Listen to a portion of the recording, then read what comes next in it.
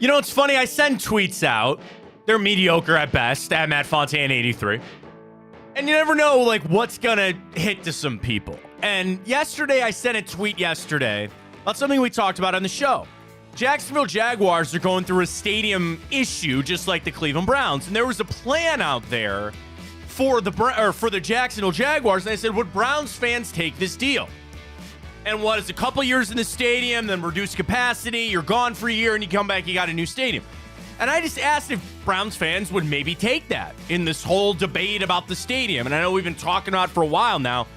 And Ryan, the outpour that I got from people, not even related to the Dome, not related to Brook Park, Ohio, but related to the tax dollars that potentially could be spent on the stadium.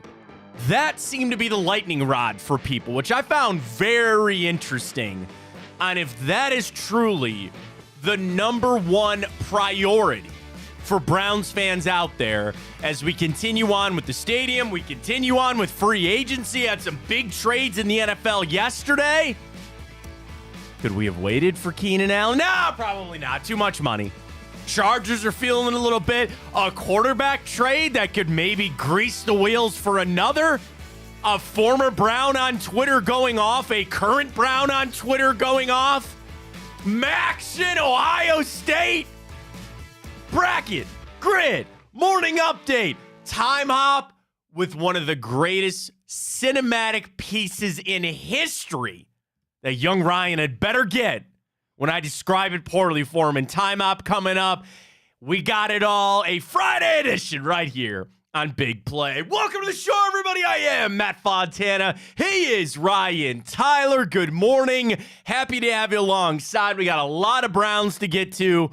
Bad news with the Guardians. We'll get to that. Cavs are in action tomorrow, so we are locked and loaded, ready to go. I do want to start the show by sending out well wishes and thoughts and prayers out there. That tornado that hit yesterday in Ohio, and I saw it from Scott Sable this morning. That's the most powerful tornado in almost 40 years. 1986, and I know Reflog sent out a lot of great information. If you'd like to get to some support out to the people that were impacted by that, dude, that video that he showed, holy cow! Yeah, no kidding. That's scary, man. So I hope I'm wishing the best for all those people. And again, there's some great ways that you can donate. I don't know if there's a GoFundMe. I know he meant Reflog did a great job, like getting supplies. I know the church has become a shelter for some people, and I just can't imagine that. You know, where you wake up, then your house is this, your family, your lives are just completely uprooted. So if you can help, if you can support, check out Reflog on Twitter. He's got a lot of great ways to help out people right here in our own community, if you will. A little further out from us, but still, man, that is just some scary stuff out there. The Indian Lake community getting hit by that tornado. So sending out our well wishes to them, certainly. And again, check out Reflog on Twitter. He's got all the information to help out there. A lot of Browns, and it's a lot of scattered stuff, I think, with the Browns this morning with some moves yesterday around the league. I feel like I'm missing a Browns move from yesterday. Wait, don't tell me. Other than Devin Bush. Oh, okay. That happened during our show? No, a little bit after. A little bit after our show. That's fine. Okay, Devin Bush. Did they not? Okay, they signed that tight end fullback guy the other day. Richie, yeah. Yeah. I love this about the offseason, the free agency. Everybody's just grabbing at this guy. And I think the Browns free agency has played out kind of how I expected it. And I do want to get to a tweet from Hayden Grove. Love Hayden. We got to get him on the show. But Hayden had a good kind of roster breakdown when he's talking about the 53.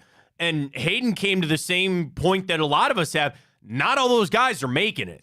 And I think that's a primer for a trade, whether it's leading up to the draft, whether you carry all these guys and then you get to training camp and you make cuts and trades there. Not everybody's making it. You know, even they re-sign all those D-line. You expect all those guys to be back. There's so many positions that really might have position battles in training camp for jobs of notable players on this team. I can't turn my eye away from it, though. I'm smelling a trade. I'm smelling a trade. And you put a trade primer out there. I now have another trade primer out there after the Desmond Ridder trade, but that's another conversation we'll get to coming up. But I want to start with the stadium because I sent it out again. The plan from Jacksonville yesterday.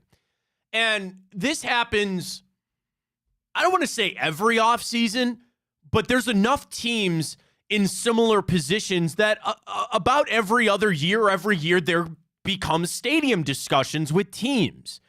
And when you see teams like the Raiders and the LA teams that got these massive, huge new stadiums, yeah, those are different scenarios. Buffalo's working on theirs. Jacksonville, we know Cincinnati, and then a lot of what's going on here in Cleveland. So I sent out just because I want to see where the fans are at. We had the discussion when it was hot and heavy about Brook Park, and I want to see if people have the same opinion as they did back then. Because I'll tell you, Ryan, when it first came out that they had bought that land in Brook Park, and people were really discussing it, I didn't feel it. I was kind of against it. My change has been, I feel even more against it than I did when it first got announced. Brook Park is not the answer for the Cleveland Browns.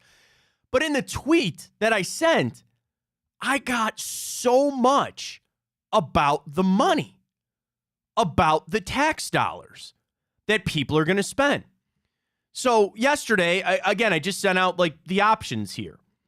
And, the roof came up, but build a new stadium, get off the lake. But then, Brian, $2 billion from the billionaires, $0 from the taxpayers. That's how it should be. Jimmy needs to get in his own pockets and pay for this.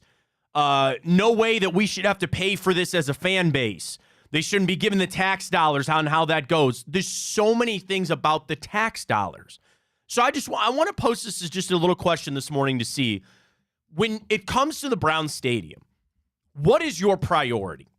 And I think we did this exact question about the Brook Park thing, but I want to add another option. So again, as a Browns fan, what is your priority with the stadium? Is it the location? Is it the dome? Or is it the tax dollars? Is it the money that is going to be spent when it comes to the stadium? Last time we just asked location or dome. That was the biggest priority back then. Now, I feel like the swell, at least again from a little tweet that I sent, the swell is now back to the tax dollars. I'm not counting other people's money. You work really hard for the job that you have to make the money that you make for yourself, for your family. I understand that. And I do believe there's a group of people in Cleveland that don't care about the stadium.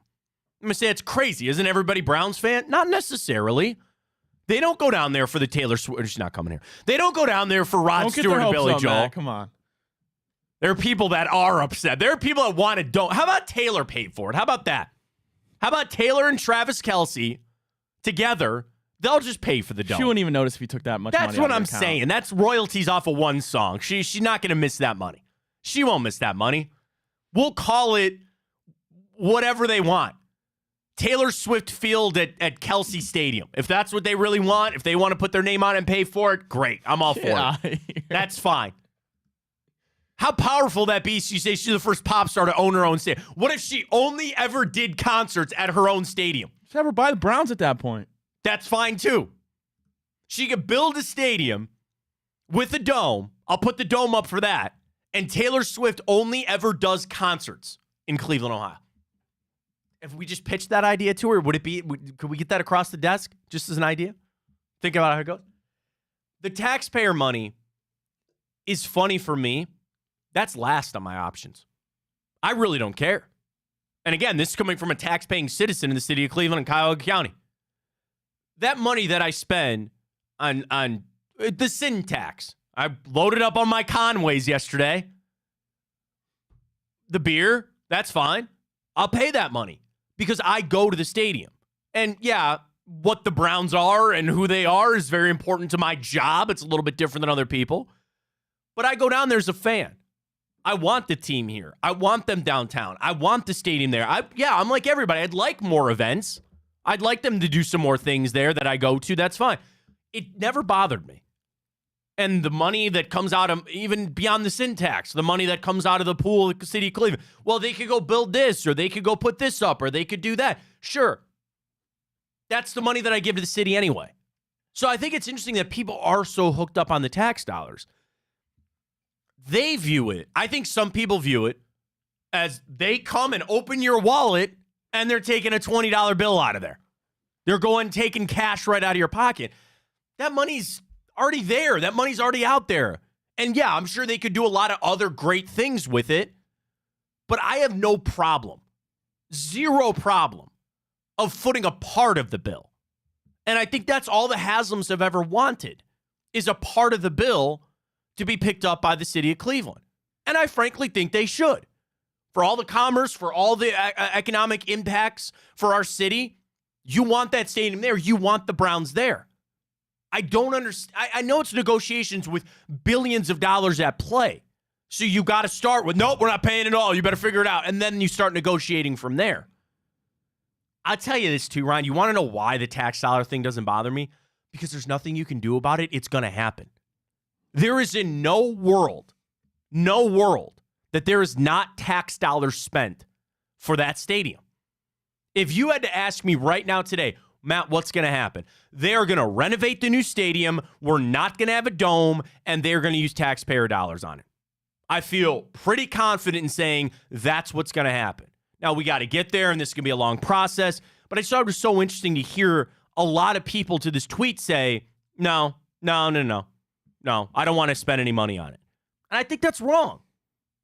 Again, it's your money, and if they want to do it just, I don't know how much the sin tax really makes, and you had some of that go to the Guardians, and the whole point is for the stadiums and the other teams too. Ryan, the tax thing does not hit for me at all. It really doesn't. We already got a comment about it. Dome all day, every day. The tax dollar issue has been around since I was a kid, and that was a long time ago. That will never not be a concern for some. Some I get. So the question is the priority, and my continued one is going to be location. Mine is hands down, 100%. Not even close. Location. 100%. I'm in total agreement. I've argued with people about the dome. I'm frankly sick of doing it. So if you want to put one up there, great. From my understanding, you can't do it where it's at, which again comes back to the location issue, so to speak, of what you have. But I'm all about the stadium staying downtown. I'm willing to pay that with the taxes. And dome or not, I don't really care.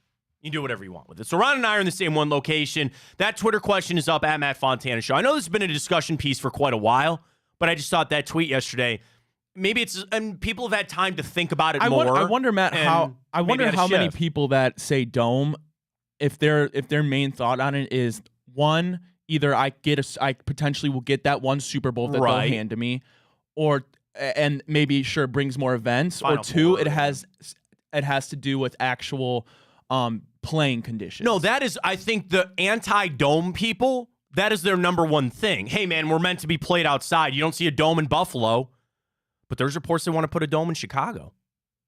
There's the report they want to put it there. And, in this battle, too, Indianapolis gets so much because in the Midwest, Detroit and Minnesota, they've got domes. So they get things that Chicago... Could you imagine if Chicago did build a dome? A lot of things that'll shift over there. There's a lot of things that are going to go there. How many years has the NFL Combine been at Lucas Oil? Well, they wanted to move it, right? And everybody said no. Everybody goes, it's fine where it's at. And I know they just got like a 2-year extension. But I mean, it's been there for how long? And there's other things. There's infrastructure, right? And that's another big issue when it comes to Brook Park. They got the convention center, and they got the hotels. They got the hospital for the Combine, all that kind of stuff. I get it. And I guess I don't need that. Call me crazy. I don't need the Combine. The draft, when it comes back, which I think it will, I'm fine with that. I like how the NFL has set that up, too. There are cities that are going to get Super Bowls. There's cities that are going to get the draft. I'm fine being on that draft list. And it's not going to be near as much money as the Super Bowl. I understand that. But at least it's something. It's better than nothing. And I'm not one. People have this idea, I think, a misnomer, if you will, that if they put a dome on it, 5 days out of the week, there's going to be something there. That's not true. That's just not true. You might add, 3 or 4 more events a year? And we're telling Matt, there's tens of millions of dollars in each one of those events. That could be, again, further economic impact. I guess, but it's also not guaranteed. You'll get a Super Bowl. You'll get a Final Four, and that's it. That's exactly what Mike on Twitter says. It's about the number of days a stadium is used, especially when tax dollars are involved. With a dome, it opens up many different kinds of events to many more months, parts of the year for its use. Yeah, I mean, trust me. I look at it, I understand all of the sides of it. I really do. But I just sit here today and I say, I'm fine with my number one priority is keeping it downtown. Mine is as well. I will pay my tax dollars, dome or not. We'll see how it goes. Interesting trades across the NFL yesterday. Keenan Allen, he goes to the Bears. They're going all in. And there's some people that are like, you traded for Keenan Allen on that contract? I'd be lying to you if I didn't say I was like, but I'm happy with Jerry Jeudy. I really am. We heard from Jerry Jeudy yesterday, by the way. Said all the right things. He's excited to be here. The Alabama connection with Amari Cooper. And there's a lot of conversation about Jerry Jeudy's future. I said the second they traded for him, he becomes an extension-eligible guy. If you expect him to be the receiver you traded for, what's he on, $13 million for this year, I think? You know, I thought about this for a second. What if you just flip-flopped him and Amari Cooper's contract starting next year? Where you go to Amari, he'll be 30. He's shown that he fits here. We love him. Sign him to an extension and get him around that figure, and then you can elevate Jerry Jeudy to a 22, 20. I mean, the money's going through the roof, but they want to see how Jerry Jeudy plays out. They don't want to hand out money until they know for sure. The nice thing, you've got this season to figure that out, and if you really need to, the franchise tag.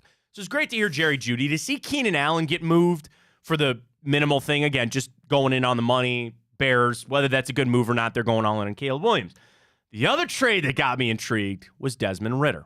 So now they have Kirk Cousins down there in Atlanta. They don't need Desmond Ridder anymore. I'm sorry to your Cincinnati Bearcats alumni. It's all right. Happened. He needs a fresh start. And he gets his fresh start. And he moves on. All the Arizona Cardinals gave up was Rondale Moore. Oh, Matt, I just want to preface it. I think you used the most perfect gift you possibly could have for that tweet. If you didn't see the tweet, go follow me at Matt Fontana 83, and this is what it was. I sent the tweet that said, would you give up Elijah Moore for Justin Fields? And all it was John Krasinski from The Office when he sits in the car and he just, wait this.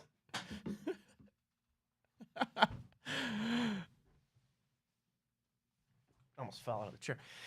I sent the I'm just saying that's it. I looked for a tweet about ducking because that's like you send that tweet and you're like duck because somebody's just gonna throw something at you. Got my wheels spinning. Got me thinking. I'm not gonna let this Justin Fields thing go. He's still out there. He still seems to be attainable. Even with Jameis Winston here, they'll never do it. I know that.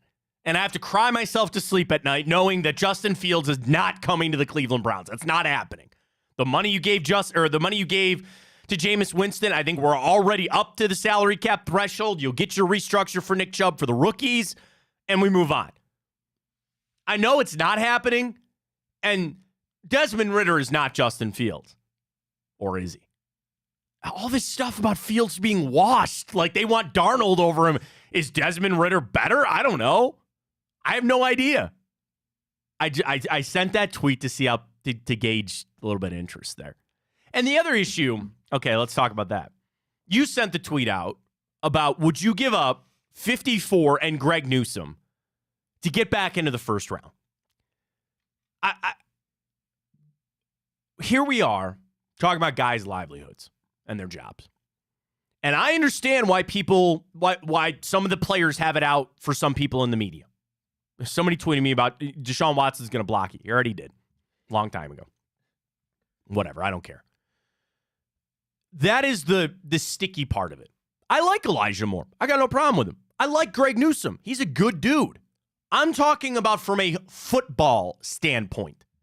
That is all I've ever come from. Yeah, and that's all it ever is. That's where when they hear this stuff, they're human beings. And I'll tell you, I understand where they're coming from. It sounds like I'm trying to fire Greg Newsome, that I'm sitting here saying we should get rid of Elijah Moore.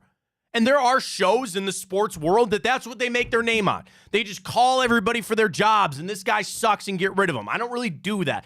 I call it like I see it. And what makes a lot of sense to me would be a trade for the Cleveland Browns. I take the names out of it for a second. With the roster that I talked about that Hayden sent out yesterday, with where they sit today, a trade is prime. You are primed up and ready to go for the Browns to make a trade. You are entering the biggest, outside of the trade deadline, it might even be more around the NFL draft. You want the picks. You want some players, swaps. There's 3 big trade opportunities in the NFL around the draft and around free agency around this time. Training camp, when guys aren't going to make the team and they send them off for something small, to at least try to give them a shot somewhere else, and at the trade deadline. And to be honest with you, I think that's the order of the amount of trades. I think you get the most around the draft and offseason, you get the second most around training camp, and you get a few around the trade deadline, but nothing crazy. So now you're entering prime trade season, and the Browns seem like a team that needs to make a move. They got too many guys. So when I say too many guys, what positions do I look at? The ones you already have multiple players at. Corner just makes a lot of sense. And the ones that you have to pay future players at that same position. Well, and that's why, again, I feel bad about bringing Greg Newsome up so much, but it's a layup right now. But don't feel Denzel bad. Ward is paid up. He's one of the best corners in football. MJ Emerson's still on his rookie deal. You still have Greg Newsome, who is not on this team beyond next year if they pick up that 5th-year option at this point. It just makes sense. It does make sense. Don't ever feel bad. It's No, not like, I know. It's like one, it's not like we're the ones it's making just- the decision. And then I know. 2, it's men making millions of dollars. I understand. I get their side of it where they would take anger at. So to your question about trading up to the first round, the answer that I'm assuming you got a lot on that poll question was, best player available, you got to see who's there, that kind of stuff. But the results are 50-50. Are they still Matt, pretty damn close? We're at 400 votes. There you go. And it is split exactly 50-50. Pick number 54 and Greg Newsome to trade up to the late first round, 50-50, 400 votes. I'm down with that. I'm fine with that. You get your first round pick starting again next year. The Browns. Here's the argument is that he's a starting corner capable in this league, and this is the year to go all in, which I understand. He's your number 3 corner, though. He's your number 3 corner, but that's right, because that's a counter to it. He's your number 3 corner. All right, I got one more counter, but go ahead. You're gonna pay MJ Emerson, assuming You believe he doesn't so. fall off the face of the earth. Well, he next might year. also have to be a guy that you might have to let go, but I hope not. But you're right. You hope to keep MJ around, yeah? He's a slot corner, your 3rd best corner, in my opinion, right now. Mm-hmm. You're gonna have to pay one. Can't pay everybody. You can trade him now to move up to that first while you still can. I would do it. The knock would be Denzel Ward has injury history. Sure. That would be it. And Greg Newsome has had to play a lot, and he's played well. That's the thing. We're talking about this from a position of positivity in that Greg Newsome is good.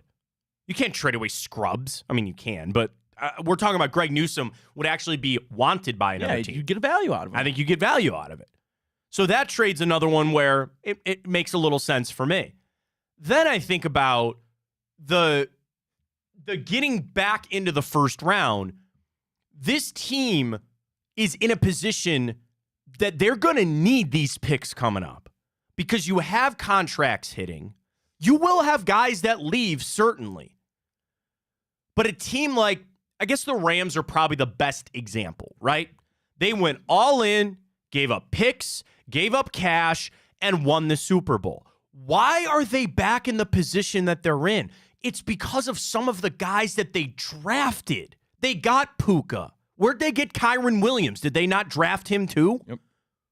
Those guys aren't first-round picks, but you hit on the draft. That is the cycle that helps your team continue to rebuild.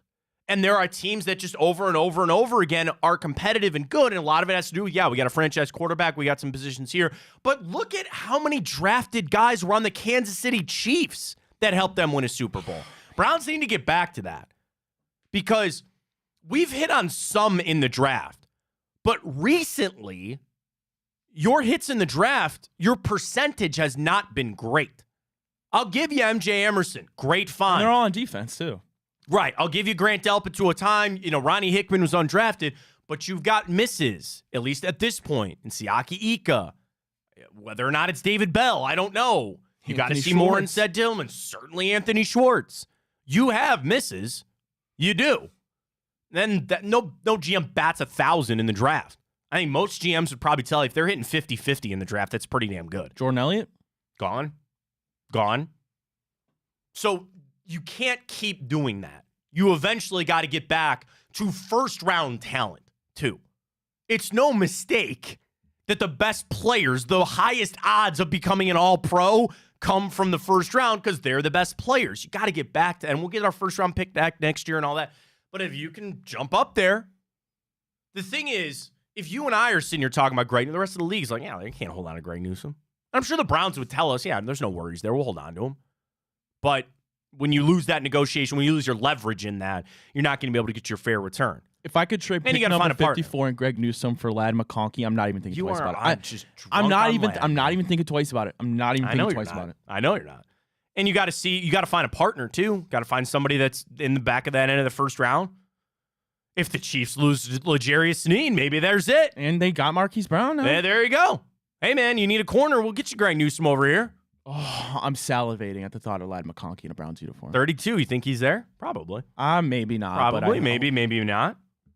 At the worst, there's going to be better players there than there would be at 54. Oh, certainly. So there's a lot out there. There's just I think it's now free agency. They're done. They're done. And you could look at it and say, look, they didn't sign Zadarius Smith until the summer. There's guys that they got later. Your impact is done. I think it's been a good offseason for the Browns thus far. Nothing to complain about. You're sitting in the catbird seat right now. Go ahead and see what's out there for a trade. So this morning, you alerted me to this. I didn't even see this. Jarvis Landry got on Twitter, and he was exposing some things about the Cleveland Browns. And I start by saying, Jarvis Landry, no joke, is one of my favorite Cleveland Browns since 1999. He was a massive part of the turnaround here. I thought he was a damn good player, and it was exciting when they got him. So it started yesterday when he sent a tweet, because I got to tell you, how tough is that, man? You're sitting at home, everybody else getting signed. Yeah. And I think Jarvis has some left. I don't know. But the fact that you're hoping for a job and nobody's calling, that's a crappy situation. That really is. So he said a tweet, I'm happy for everybody, of course. Nevertheless, I stepped out there from day one. They know I'm coming, and that hasn't changed. Kind of putting a primer out there. I'd like to keep playing. Then somebody tweeted, should have stayed in Cleveland. And Jarvis said, I tried to. I asked to restructure, and I was told to hold up. Next thing you know, another wide receiver signed, and I got my walking papers. And he also followed up on a couple other things. He said, I stayed quiet in Cleveland because I didn't like what was going on, and I was hoping for a better resolution. We had a team that was one play away from the AFC Championship, and having a team we started with together would have played a bigger role in it, and I saw it bigger. Then some jerk, it seems like, was like, I'm glad you got caught. I'm glad you and Odell. I'm glad you're both out of a job. And he said, behind closed doors, I tried to establish the balance needed to at least finish the year. Not everyone you work with you like, nor not everyone on the outside knew what the day-to-day and other simple measures that it could have been taken to help win a championship, which is why I never cared what anyone, I'm assuming he said on the outside, chose to handle this situation. I will never take full credit about what turned around in Cleveland. It took a lot of effing men and power to shift the dynamics, but I'm glad I had a chance to rock it out there. I don't have a price. This is about him getting signed. I don't have a price. I just want an opportunity to earn my value on a team that recognizes it and wants to win a championship. And he wrapped it up too. Cleveland's in a better place than when I got there, and I'm proud of that.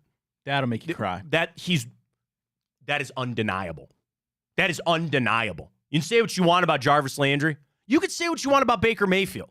Remember when he said, if anybody's going to turn Cleveland around, it'd be me, and that was before the draft. And I know Baker's so conflicting around this place. I get it. He's not wrong.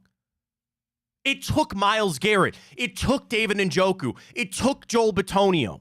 That losing could have just sent us off into the abyss. And it took guys like that to step up and say, we are going to turn it around. You are in the position you are in today because of those guys. Some are still here and some aren't. But I just feel bad when people want to just take pot shots at him on the way out the door. That's not fair. That's not right. And yes, Jarvis Landry had a massive impact on what this team was and what they are today. I do feel bad for him. He wants to play. Yeah, it's a guy that misses playing ball. He misses being part of a brotherhood and locker room. And he talked really highly of Cleveland. He might have had a little bit of a upset about how things ended. But at the end of the day, he said he's still proud of what he did there. And what are you laughing at? If you traded Elijah Moore away, you could just go sign Jarvis Landry. I'm just saying. Shut up. If you traded Elijah Moore, It's St. Patrick's Day weekend. You don't know what's in this coffee cup. Right, but we don't know what Juice has left in his tank. I don't. It's a fun discussion. You traded him. It's a fun discussion. It's a fun discussion. Turn from the trade Greg Newsome show to the trade Elijah Moore. But he was really respectful on Twitter about Cleveland, and I really appreciate it. I love Jarvis. I love Jarvis. I love Jarvis. When they bring him back to smash the guitar, whenever that is, people are going to go nuts. Love Jarvis Landry. That's one of the jerseys you can wear. You have no question. Yeah. Somebody asked me this week. Do you think you can still wear Flacco jersey? Oh, people will, no doubt about it. Yeah, but are you going to look at it? And or is it going to make... I mean, you and I are in a different spot, but like, are some people going to see Flacco jersey and make him sad? It's whatever. You spend $100 on it. Wear it as much as you want. Well, they did that swap that they did last year. Remember that? Yeah. A lot of people got Flacco jersey on that. Yeah. I thought about it. I just thought it was interesting on Landry about just kind of... like, some of it, we all want the inner workings. You'd love to sit down with guys and tell you, hey, man, this is exactly what was going on during that day. It really serves no purpose about the dysfunction that was there, because I don't think it's there anymore. But that turnaround, I would love to have a 30 for 30 for that. I'd love to have in-depth interviews with these guys when they're done about the turnaround of the Cleveland Browns going from 1-31. Think about that. That just, Matt, you 1-31 to 2 years later, you were in the playoffs, and as Jarvis so aptly put, you were a play away from the AFC Championship. No, and that'll make you, man, that's sobering. That'll make you think real quick. But Matt, you just put a light bulb. I'm gonna mark this down. Please. We gotta do a bracket after our month-long bracket. One of our week ones, dude. We gotta do best 30 for 30. What would be a 30 for 30 you would want? In like Cleveland related? Or anything, really. Yeah, I mean, obviously the championship would be great.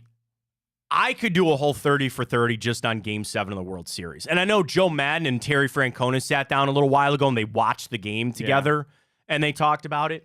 I'll tell you what I would watch. I mean, I know it's kind of how you had it with Hard Knocks, but just the whole Hugh Jackson era. I would love some, I mean, the thing is that you... be a fly on the wall in every one of those meetings. The problem is, and I'm sure Coach Greg could come... not now, he's in D.C., but I'm sure he would come in here and tell you, dude, there's two sides to every story. You ever hear the saying? There's three sides to every story. That's what they say, it's what you say, and the truth. There's always those sides. You're going to hear what Hugh had to say, you're going to hear what the Browns had to say, and then you're actually going to get what the truth was.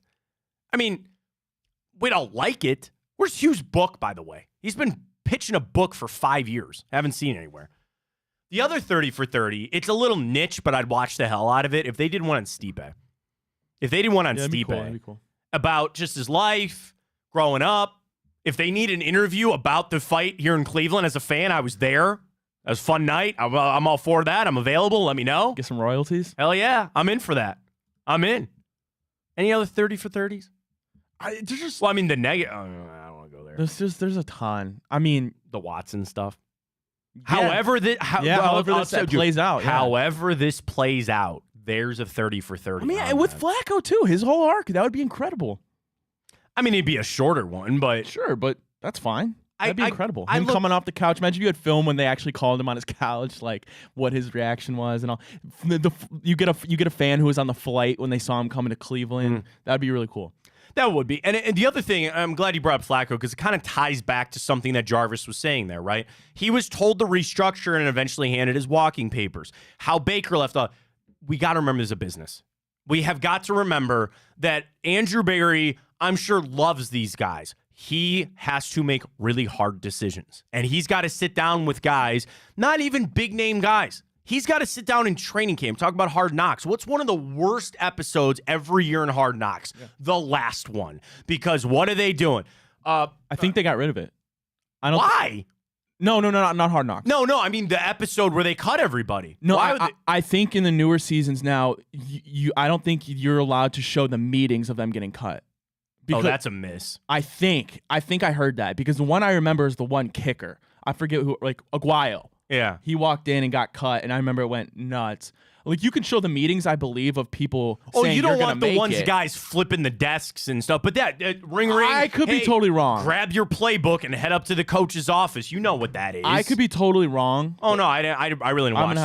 But I didn't really watch. You're right. I did not watch the in-season Hard Knocks. No. It's lost its luster, man. Yeah. Everything I've heard is that it peaked with the Browns and it's just been on this lull. Even with the Jets. Even when you thought it was going to be Aaron. Right. Well, the problem is it's Aaron Rodgers. Yeah. And you're sitting there like, dude, I'm a little Aaron Rodgers out right now. It's all right. Yeah, man. Dude, when they got you on tape and apparently on a podcast for an hour saying that your conspiracy theory, and then you just send a tweet, go, it's not true. You're full of crap. Did he actually say it? Like, is that confirmed? What? That he's a Sandy Hook conspiracy theorist guy? Yeah. I mean, there seems to be more than one example, again, on video, of him trying to explain why he thinks one of the worst things that could ever imaginably happen that did. And he wants to pull that crap. And then he just said, oh, no, I never said that. I don't believe that. I mean, Alex Jones got sued for like, what, a lot of money. Good. Talk about human pieces of crap. I'm Aaron Rodgers out, man. I'm about over him. I don't really care anymore.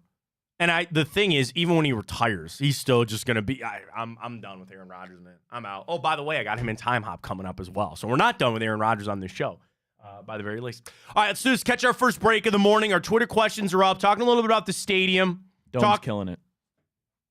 Man. That's a little interesting on that. Twitter question is up. We started talking stadiums. I sent a tweet out about it yesterday. So vote and a show. Drop us a file there. Cavs are back in action tomorrow. We've got Guardians injuries. And Ryan, they didn't even let it live. They didn't even see what it looked like. With 12 teams in the college football playoffs, you're getting 14 in a couple of years. That announcement is supposedly coming down today. The expansion to 14. After what, Ryan? They had to agree on revenue distribution. You knew that was coming. We'll get to that coming up as well. We have the morning update. Excited for the Immaculate Grid. We got it all on your St. Patrick's Day pride. I didn't wear any green today. Dropped my son off today. He's got, like, St. Patrick's Day is my wife's favorite holiday. I think it's one of mine. I love it. I'm Irish. Like, Thanksgiving, Halloween are kind of on their own for me, like in the tier, like number one tier, because they're my two favorite holidays. But then, man, yeah, St. Patrick's Day and like 4th of July. Those are different times of the year, but St. Patrick's Day is the best. So I dropped my son off this morning. He has like plaid green pants and like a big shamrock shirt. Today's St. Patrick's Day party day at his school, so I'm all excited. I didn't wear any green today. But anyway, your primer for the weekend. Hopefully you got the corned beef and the beer ready to go. I know I do. I got a little update about the parade and morning update. So. All right, good. We'll get to that coming up as well. So your Friday primer for the weekend right here on Big Play. Do we have is it up? You got it? Not yet. All right, we get to our typical boost coming up. We just missed it yesterday on our college basketball. Dayton to be blamed. We're back at it again. You got the Big Ten. You got the MAC tournament. We sprinkled it all in with our friends at Tipico. So yesterday I got a text. Good friends of mine. I appreciate them very much. They go, Matt, we're signing up for Tipico this weekend. There you go. And I go, of course. And they're straight up. They go, we were waiting for college basketball weekend. So they used the code Fontana100. Some very close friends of mine, which I appreciate. And what I took time to explain to them was the imperfect parlay. And the text I got back from my buddy goes, that's dangerous, man. In a good way. Yeah, because again, the imperfect parlay. 7 legs, 8 legs, 10 legs, and you only want 6 of those 8 to hit, or you want 6 out of those 9 to hit. There are odds for that. Dude, the imperfect parlay is where it's at. What do you got today? 20-odd some basketball games going on? It's nuts. Cash that imperfect, baby. How about Get the it going. Buckeyes, man? Yeah, they're back in the bubble conversation. I still don't think they make it unless they win the Big Ten tournament, which they already beat Purdue. I don't know. We'll have to see. But that's where it's at, man. That imperfect parlay on Tipico. So use the code Fontana100. Deposit and bet $25 on whatever you want. You get $100 in bonus bets to sprinkle out through the weekend. Like, dude, some of these even the imperfect ones, $5 and you're getting plus 300 odds on an imperfect parlay. Think about, dude, seriously, think about this yesterday. If we had done an imperfect parlay on our 4-leg and just got down to 3, I'm guessing that'd be around even money, maybe minus 150. You cash that. It doesn't matter which games hit either. If I just pick the 3 out of the 4, it doesn't matter. It's where it's at, folks. Tipico. Make it some big cash. Going to be doing it coming up here with our big play boost coming up. College basketball's rocking. We got it all with Tipico. Terms and conditions apply. If you have a gambling problem, please call 1-800-GAMBLER. Got a lot to talk about. College football didn't even let it breathe. Ryan's pissed off about it. Comes your way next. Stay with us. Fontana Show on Big Play. Well, how do they know I'm doing this? Did somebody leak this out? It's social media. Oh. That's the way social media works now. I thought maybe you were just running that yap.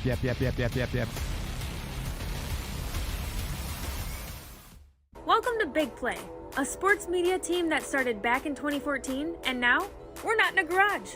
Look at us, incorporating some of Cleveland's favorite sports personalities, bringing you fun and compelling content from downtown Cleveland. Coming to you live from the shores of Lake Erie and Burke Lakefront Airport, join Team Big Play for all the best sports talk in Ohio. Check us out on social media at Big Play, bringing you fun and compelling content from downtown Cleveland. Anthony Schlegel, just how physical he was. You saw the girth and the power and everything he was bringing to the table, especially when he was a nice beefy 255 playing middle linebacker. We were called soft last year. You don't want to be soft, especially when you come to the playoffs. So that's going to be a process throughout this season of establishing us as a harder team here in the How does an Ohioan build the perfect parlay? Who's got something? Big guys looking for long odds. The kids in Columbus are covering better than anyone, and at even odds. If it's even, I'm leaving. Listen, our championship DVD starts today, all right? Dude, I just got an invite to a Cincy playoff watch party. Shut up. Cincy, State, Cleveland, the perfect parlay. I'm a genius. For the best odds on Ohio sports, bet with your cojones. It is Spanish, dummy. Bet with Typical Sportsbook. I don't buy into this nonsense, this conspiracy nonsense that he's got his money and he's dogging it.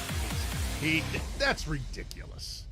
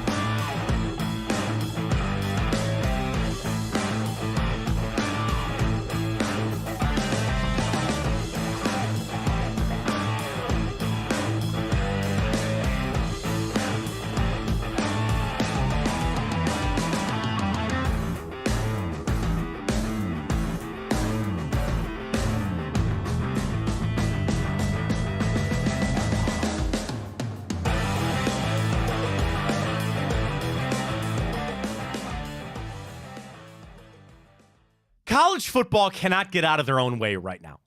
We don't even have the 12-team playoff, yet today we are most likely going to get the announcement of the 14-team playoff to start in 2026. Welcome back, Fontana Show right here on Big Play. Drop us a follow at Matt Fontana Show. Big Play, saw on the break there. New commercials for us. Well done, Ryan. Thank you. At Big Play, Twitter, Facebook, YouTube, Twitch. We're all over the place. So I saw it this morning. College football playoff expected to be approved expansion as FBS leaders agree on revenue distribution. The 10 FBS conferences and Notre Dame, I'm glad they include like the MAC in this, are expected to confirm on Friday a new 14-team college football playoff field and an updated revenue model starting in 2026, source of the negotiations told CBS Sports' Dennis Dodd. Details on the 14-team model will be decided at a later time, but the agreement clears the way for college football to agree to a contract extension with ESPN to broadcast the tournament. There you go. Why are they doing this? Because they need a new deal with ESPN. There you go. How much do you think that's going to be? For, 10 years? Let's say they get a 10-year deal. Dude, could that not be $15 billion? I don't even know. Like, that is just absolutely insane. And that kind of money, again, I'd love to get to this point in my life where I am involved in things like this. Maybe not, I don't know. Like, at that point, is it, like, there's payments? Is there stock? Like, 'cause the other thing is that, there was always just talk about the NFL getting a piece now of ESPN. And stocks and... money can be an illusion. Money is sometimes today's payday. Congratulations. I was just going to say that. It's an illusion. It's a digital transaction that goes into your bank account. When you're talking about this amount of money and this shift and what they're going to sign and what they're going to pay and all this other kind of stuff, they got to work all that out, which is nuts. But the fact that they didn't even want to see what 12 looked like, and they're just going to go to 14. The new contract of whatever it will be will pay the Big Ten and the SEC 29%, which will approximately be $22 million per school. So wait a minute, we could do that math here. Sorry, I'm a little distracted. We got our first draft trade. Really? Who is it? The Vikings and Texans have agreed to a deal. Minnesota moves up to number 23 and number 232. Houston drops to number 42, 188, and a 2025 second round. Minnesota's moving up because they need to go get a quarterback, so they now have 2 first-round picks, and they can make a move if they need to go back and get a quarterback. So there you go. All right, this is going to go really bad, but let's try it. So $22 million. If that, okay, let me do this. 22, did my calculator go up that? I might need to pull up the computer calculator. No, I got it. 22 million. 22 million. If I divided that by 0.02, or no, 0.29. Okay, I did it right. If that calculation is correct, then that would be $75 million, almost $78.5 million a year for the rights to broadcast the college football playoff. So I guess I was a little overestimating there on billions. But still, that's a lot of money. It's a lot of money per year. The SEC and the Big Ten get 29%. The ACC gets 17%. The Big 12 gets 15%. And the numbers, I'm assuming then whatever's left goes to the Mountain West and the MAC and all these other kind of schools, right? Is that kind of how it seems to go out here on this? So it's based on market and then because the Big 12 I think is better. Oh, I'm sorry. The group of 5 will split 9% of the contract, but the number probably will not be split evenly. Yeah. Amongst the teams / schools / conferences. That makes sense. The independent school will split 1%. With Notre Dame getting the bulk around $12 million. So again, let's just do the numbers. Big Ten, 20. No. Wait a minute. I screwed that up. That's $22 million a team. That's not for the conference. That's $22 million a team. Okay, we're back into the billions of dollars. That makes more sense. What are their? Wait a minute. Wait a minute here. I did the math wrong. Now it's just going to annoy the hell out of me. How many teams are in the Big Ten? 16? I was off the hip 14, but I can just look it up. Look it up. I think it was. It was 14. Now. I'm talking about now. Yeah, because it says 14, but I don't know if it's updated to include, obviously, Oregon and... Well, no, it's Oregon, UCLA, USC, and Washington. So they're up to 20. Well, no, then they'd be up to... 18. I'm sorry, 18. Okay, 18. Let me try to redo the math here. So 22 million. Oh, well, it says 14 member institutions, 2 affiliate institutions, and 4 new member institutions. Right, 4 new. So we're talking about 18 teams. What's an affiliate institution? Like if they don't provide, I think like Johns Hopkins lacrosse plays in the Big Ten. Oh, okay. Where the rest of Johns Hopkins, sure. Don't quote me on Johns Hopkins. I think they're in the ACC. But the whole point is like, Johns Hopkins, my brother-in-law is a proud graduate of, by the way. They play D3 football and basketball, but it's Johns Hopkins lacrosse. It's they're D1, so they need a conference to play in. So, like the MAC wrestling, they have a bunch of affiliate wrestling programs because where the other schools, their conference doesn't support wrestling or they don't have it. You're exactly right with Johns Hopkins. Is it Johns Hopkins Big Ten lacrosse? Is that right? Is that what it is? There you go. Something like, you know what I mean? Like, I think Notre Dame hockey. That was going to be the other one because if you don't play in the EICH or whatever it is, hockey, then a lot of teams play in the Big Ten. And Notre Dame hockey's an affiliate. Okay, I see you, man. Yeah, you see me working? I know some stuff. Okay. I don't know a lot, but I know some. Okay. Now let's get back to the math. Yeah. All right. I want to find this out. Seriously, I want to find this out. Okay. I'm pulling up the calculator on my computer too. Calculator. Okay, here we go. So again, if I do 22 million times 16 schools, right? 18. That gives me a number of $396 million per year just for the Big Ten. Now, if I do this and say that that is 29% of the deal, that's $1.3 billion per year on this new deal for college football. Oh, jeez. Whoa. That's nuts. Again, if my math, which is probably not right, $1.3 billion per year. On, yeah, again, a 10-year deal. So I guess I wasn't wrong. 10, 15 billion over 10 years or whatever it might be to pay it out. Oh, my God. A lot of moolah. That's a lot of money. Again, it's not cash options here. Do you wire that check? Can you Venmo that, please? No, it's a lot of back and forth. So the fact that they're rolling this out, you knew the money had a lot to do with it. And dude, can you imagine going to ESPN and sitting down and go, yeah, 1.3 per year? Then let's talk about the breakdown, because here's the thing. They're going to announce the 14, but now they're going to have the debate on what it should look like. Sources told CBS Sports when the discussions began that the Big Ten and the SEC asked for 4 automatic qualifiers each. So you would think of 8 teams with 6 left for everybody else. That's not going to happen. Well, they'll never do 2. They're going to ask for 4 knowing that they're not going to get 4. I think 2 makes sense.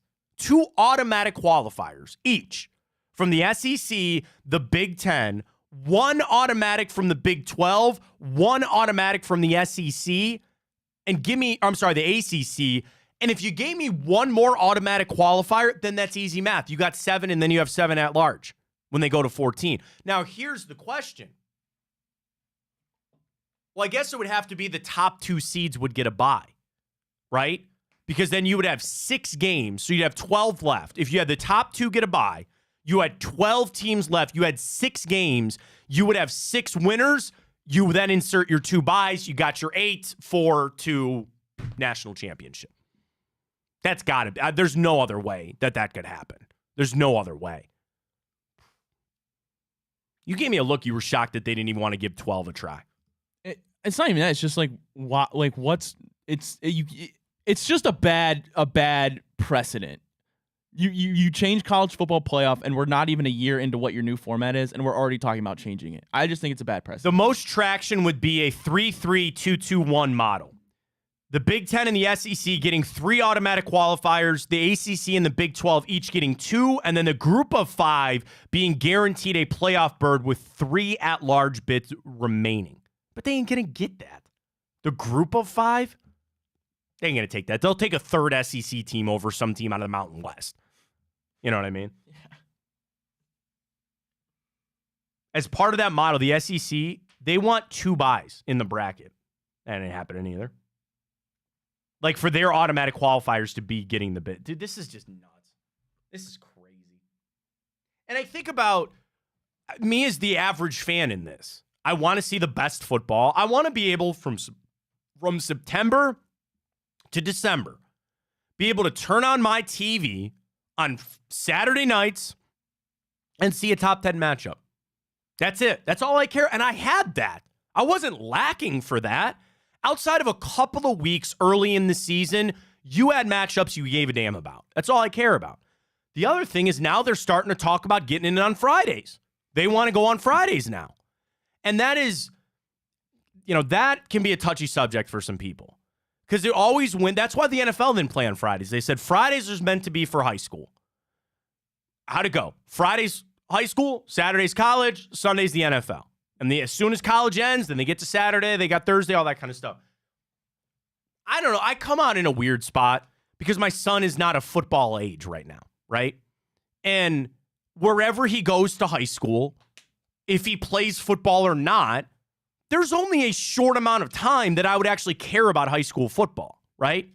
I played at Brunswick. We were damn good when I was at Brunswick. Pioneer Conference champions. Last one, by the way. They disbanded the league after us. So we were the final Pioneer Conference champions. What position were you? Tight end. Tight end. Tight okay. end. Yeah. I was too slow to be a receiver, and I wasn't fat enough to be a lineman. You had nice hands? They didn't think so, but I thought so. They just threw you in there to block? Yeah, I was blocking. I was a blocker. I was a blocker. Oh, yeah. Yeah. It was weird because when I got to college at BW, they threw me the football. They didn't know. And I thought I had decent hands. Speed was not necessarily my game either, but we digress. I wish Brunswick the best, right? I don't go to their games. I live in Cleveland, right? My whole family, my wife's entire side. Do you know that on her side of the family, I'm the only male that didn't go to St. Ed's? Even my brother-in-law, who married into the family, went to Ed's. I don't know how I possibly would have known that, but yeah. Yeah, well, that's the world I live in. So, like, I'll put it this way. My son is barreling down to be a St. Edward Eagle, and I'm fine with that. I'd be happy with that. That's great. And I will go, whether or not he plays football or not, I will go to those games to support, but that's 3 years maybe, right? Doesn't really hang up for me on Friday nights. Other people, they think that this is like borderline sacrilegious. There's no way that you should touch Fridays. It was bound to happen. I just wonder if the NFL's pissed that they didn't make the jump first. Because is it not Fox? I think it's Fox. They want the Friday night college games. And they're going to go for the vast majority of people that don't go to high school games. Or again, even if you do, maybe there's only a short amount of time that you go. Now, the other side of that, I know people that go to the games because they live in that community. They don't even have kids that go to the school anymore, but they go every Friday to support because it's what they do. That's great. And you might be pissed. You're sitting there saying, I'm going to miss this game. Well, college will come back and say, yeah, we're going to kick off at 8, though. Your game starts at 7. You get home for the second half. It was only a matter of time. It was only a matter of time for that to happen. But you knew the money had everything to do with this. Yeah. And they're going to sit down, again, just from this CBS article, and sit down with ESPN and say $1.3 billion a year. They better get Progressive on the line. They better get, I don't even know who are their other big advertisers. Subway. I see those ads all the live long day. Big Play, maybe. And we'll get on that. Get Garage Beer signed up with them. They can't do Tipico because they already got ESPN Bet. John Wick said your son's going from Ignatius to Michigan to Pittsburgh. That's not, don't you put that evil out there. Don't you He said Eds will be $30K a year by the time he gets I don't even want to think about it. I don't even want to think about that, of how expensive it's going to be when he's got to go there. Like we have a lot of conversation. Wait, so like he's definitely going there? It's not like I don't want to say definite, but like, so here's the situation, That's right? what like your wife's like ideal. Literally, my father-in-law, my brother was a 3-year starter on the football team. My wife's brother. Then our brother-in-law, married to my wife's sister, he played hockey at Ed's. Her uncles, her cousins, I'm not kidding. On that side of the family, I would say I'm the only one, because then there's like a little offshoot of family members that didn't. But like for the mostly the close knit there, I'm the only male on that side that didn't go to Ed's. Wow. And it's like, I don't have nothing against Ed's. I will fully admit that their hate for Ignatius has started to bleed into me a little bit, just because I'm inundated with it. Like my hate for the Ravens is their hate for St. Ignatius. And I get it. Crazy. It's a big rivalry. It's a big rivalry, Ed's and Ignatius. I get it. So like, and listen, I don't think they would care at all if I didn't send my son to Ed's. But the other thing, his two cousins. But what if you sent him to Ignatius? They would probably have a problem with that. They probably would. And I would tell you, I probably won't send him to Ignatius. I don't know. At that point, if he doesn't go to Ed's, then I would probably just send him to public schools. So my wife and I, very real debates about, we live in West Park. We love our house. We're running out of space. But the thing is, do we stay in Cleveland? Because they have like a voucher program. If you live in Cleveland, you can get some money off to go to Ed's. Or do we move out to another suburb like River or Bay and pay a buttload of money for a house, but then we have the option to send them to public school? Come to Nordonia. Nordonia's a great school system. I told my wife, I have no problem sending my son to River. Not at all. Or Bay. Or any of those places. Unfortunately, Cleveland Public Schools maybe not up to par, so to speak, which kind of sucks. But whatever. So, like, for Ed's, I think about it, like, dude, it's going to be 30. I think it's $30,000 now to go there per year. He better get a scholarship. He better for college. That's an absurd amount of money. I know, it's a lot of money. It is. But I also, if his cousins go there, they're probably going there. So I don't want him to feel left out. I'll leave it up. I really will leave it up to him. Like, if you want to go there, we'll make it work. If you want to go somewhere else, we'll make that work too. We're doing a lot of shows. That's so much money, Matt. We're doing a lot of shows for ESPN. By the way, ESPN Sunday night, I'll be on. Selection Sunday, I'll be on. We're on 9 to 1 Sunday night. So I'll be excited to be here on ESPN. I'll be doing a lot of extra shows. You're going to see me door dashing eventually. Dropping off Amazon packages. I'm not above. Trust me, I am far from above that. Oh, no. Go work flooring for my brother. My brother's got his own flooring company. I go, I'll come lay vinyl for you for $20. That's fine. I'll work under the table. No problem on that. We'll do it. But yeah, I don't know about Ignatius. Ed's, we got money. So you know about the 529? It's like, so when you have a kid, sign them up for a 529. It's a tax-free deduction, which isn't really tax-free because they still tax the money before, whatever. I didn't get into it. But anyway, it's meant to grow, and we started for both our son and our daughter. And if you start it as soon as they're born, it grows over time, and it's meant to be used for school. The cool thing about a 529 is you can use it for high school, too. So we have money already put away for them. We assumed for them to go to college, but if they got to use it for high school, too. Because I got to tell you, this is a complete side note on everything we're talking about. One of the crippling issues for our generation, Ryan, is student loans. How many people do you know? You're telling me? That's what I'm saying. I'm not prying. I don't mean to pry. It's your business, but I'm saying I know people with hundreds of thousands of dollars. And then they say, well, you got an education, go find a job. Yeah, go find a job where they don't even care that you went to school.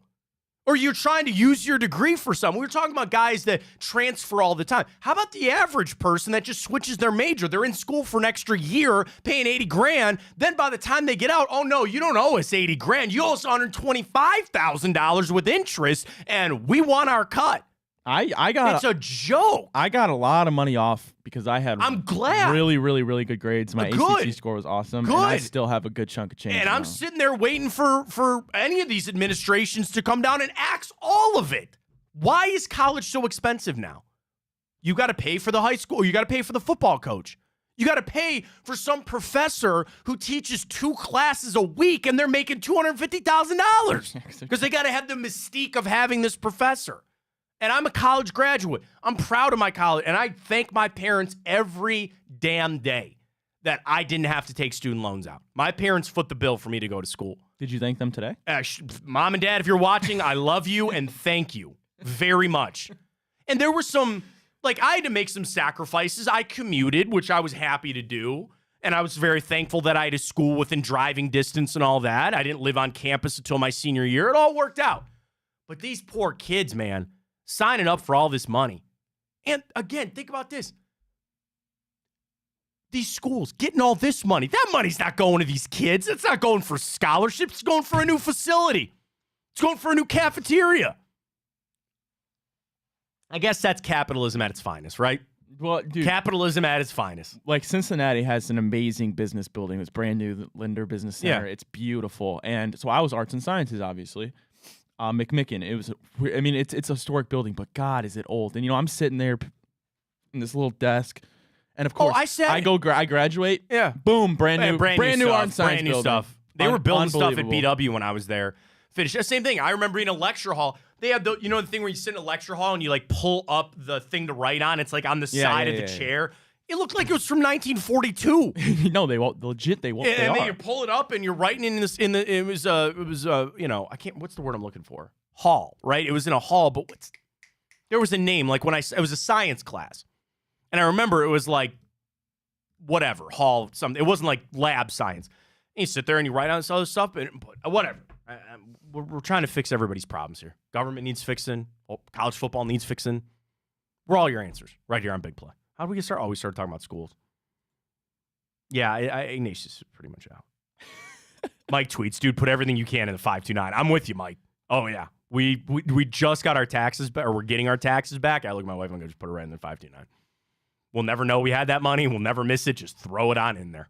Because one day we're going to be thankful that it's in there. Yeah. Because school is going to be insane.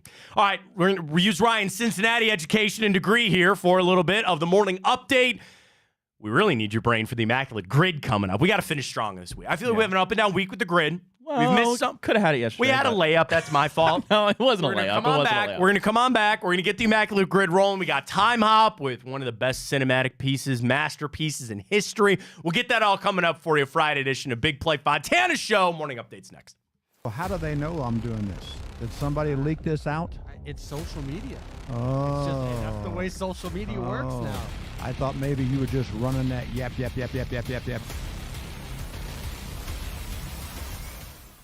Welcome to Big Play, a sports media team that started back in 2014, and now we're not in a garage. Look at us, incorporating some of Cleveland's favorite sports personalities, bringing you fun and compelling content from downtown Cleveland. Coming to you live from the shores of Lake Erie and Burke Lakefront Airport, join Team Big Play for all the best sports talk in Ohio. Check us out on social media at Big Play, bringing you fun and compelling content from downtown Cleveland. Anthony Schlegel, just how physical he was.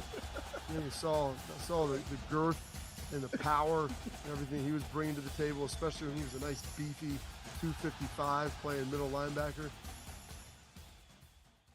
We were called soft last year. You don't want to be soft, especially when you come to the playoffs. So that's going to be a process throughout this season of establishing us as a harder team here in the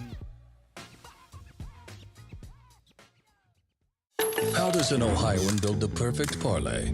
Who's got something? Big guys looking for long odds. The kids in Columbus are covering better than anyone, and at even odds. If it's even, I'm leaving. Listen, our championship DVD starts today, all right? Dude, I just got an invite to a Cincy playoff watch party. Shut up. Cincy, State, Cleveland, the perfect parlay. I'm a genius. For the best odds on Ohio sports, bet with your cojones. It is Spanish, dummy. Bet with Typical Sportsbook. I don't buy into this nonsense, this conspiracy nonsense that he's got his money and he's dogging it. That's ridiculous.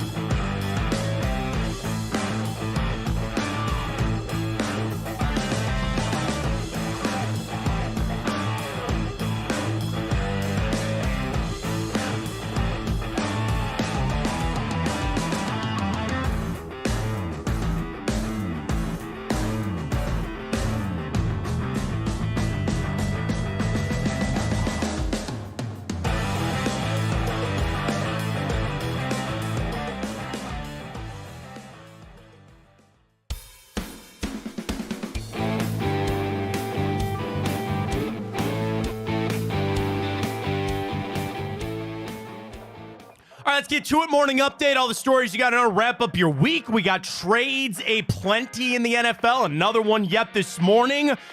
Maybe that door's starting to open to move some draft picks around. Browns jumping into that. We'll find out. Ryan's got the morning update. Please take it away. Alrighty, Matt. Well, yes, the Browns lost 2 linebackers in free agency in Anthony Walker and Sione Takitaki. However, they get replaced with Jordan Hicks and the most recent free agency addition to the Browns, linebacker Devin Bush, a former first-round pick. I got the picks. He's trash. You don't want him. There's a reason they signed him for probably $2 million, $3 million. What did you expect? If you were going to skimp on a position, would linebacker not be it? 100%. And I'm not talking about linebacker like TJ Watt, right? I'm talking about a middle linebacker, a Sam linebacker that will be the first guy off the field in sub package. When they go to nickel, Devin Bush coming off the field. You need somebody in there.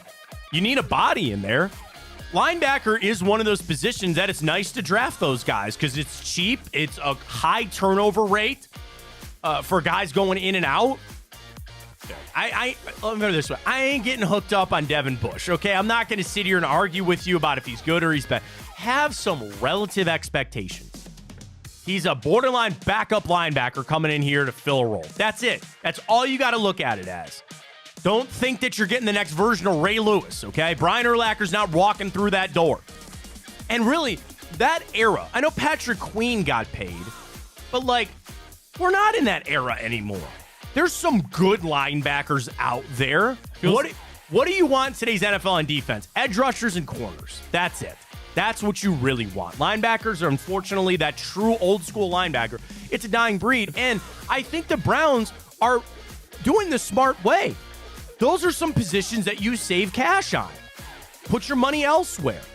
And again, we'll have different conversations if teams are running for 185 yards a game on us and running us straight down the throat and beating the hell out of us, then maybe we'll have different conversations. But if you're going to skimp on a position linebacker, which again, no, you got to pay Jeremiah Owusu-Koramoah, that extension's probably got to come too. I'm fine with it. It's fine. It's a good signing. I'm fine with it for the depth. You let it play out in camp. And also, I'm sure that there's an out if they really don't think he performs well in camp, then you get rid of him. That's fine. Alrighty, well, the Cavs get another much-needed rest day today as they prepare to take on the Houston Rockets tomorrow in Houston, Matt.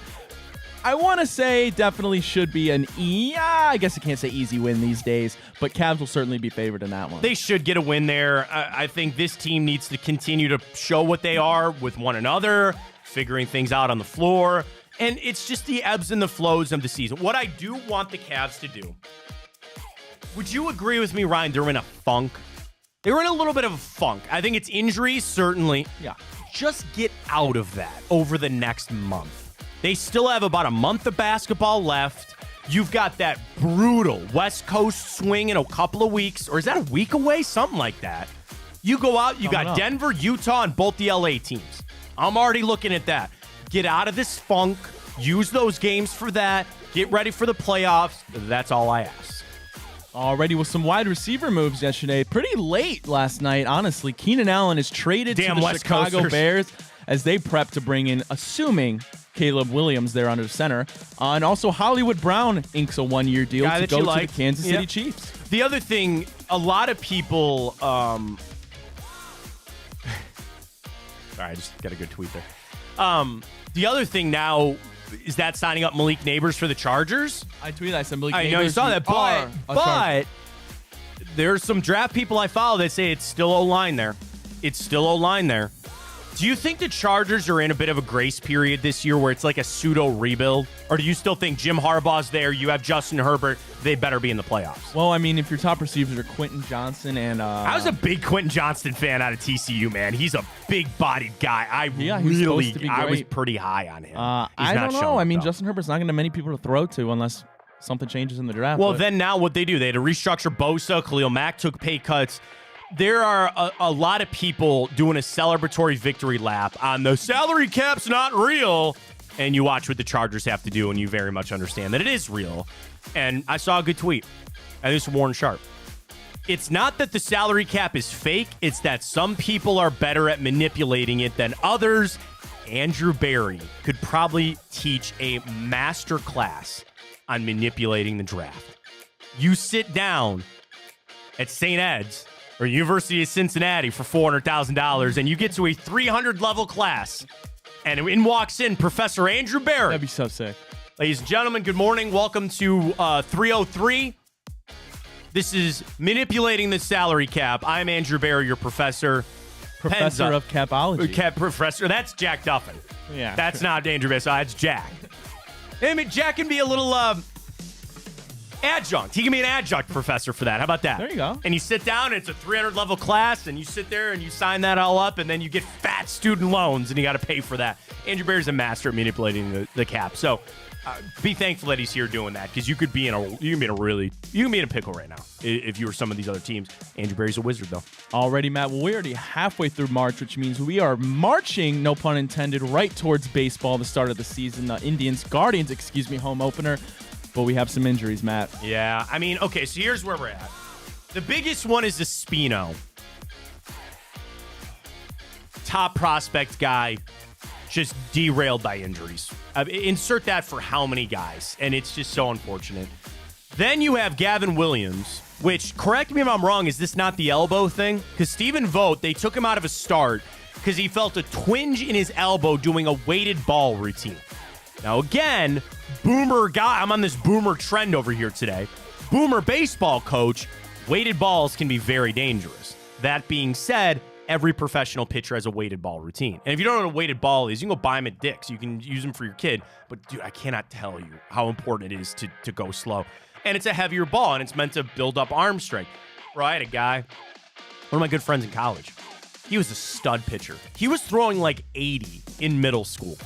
He blew his arm out trying to see how far he could throw a weighted ball, and it was never the same. In middle school? I think high school, middle school, something like that. He was trying to show off to some guys, try to throw a weighted ball, and his arm was fried. Never. He tried to throw a weighted ball as far as he could? Yeah. Oh, my goodness. Done. So with Gavin Williams, if I think that's what it is, he'll start on the IL, but I hope that it's all right. Then you've got Trevor Stephan. I'm not a big Trevor Stephan guy. I know that some of the advanced analytics tell you he's good, but there's some whatever. They're going to look at his arm with an elbow and potential surgery. How is that not Tommy John? Garrett Cole, right? Garrett Cole gets a second opinion. He's got a UCL issue, but they think he avoided Tommy John, and they're going to revisit it in a month or two. I know there have been, like Tristan McKenzie, I guess, would be an example, where they thought, Tristan McKenzie was a shoulder, was it not? Anyway, how many guys, when they think, maybe they can avoid Tommy John, they never do. They never avoid it. All that throwing motion is this, and it's just twisting that arm, and it's tearing out the UCL. Everybody's got Tommy John. So for Garrett Cole to think he's going to avoid it, I doubt it. Sounds like Trevor Stephan might need Tommy John. He's done for the year. So it already on a taxing bullpen. Clase's the best. Barlow, I like that signing a lot. But now Sam Hentges, who I think has a finger injury, does he not? Eli Morgan, you're going to have to find somebody else. Espino is the one that I think really hurts, man. You got Cookie in the back pocket. Well, he's going to have to start now with Gavin Williams being out. I'm fine with that. Or I guess he could make it to the bullpen, too. And at the beginning of the year, they know, like with the off days, you really only need 4 starters. I'll tell you this, I feel solid about our starters. If you went Bieber, McKenzie, Bybee, and Logan Allen, I'm fine with that. And then again, Carrasco in the pen to start, slide him in as your 5th, knowing that eventually one of those guys is going to get hurt or traded. You're going to need somebody else anyway. This season, dude,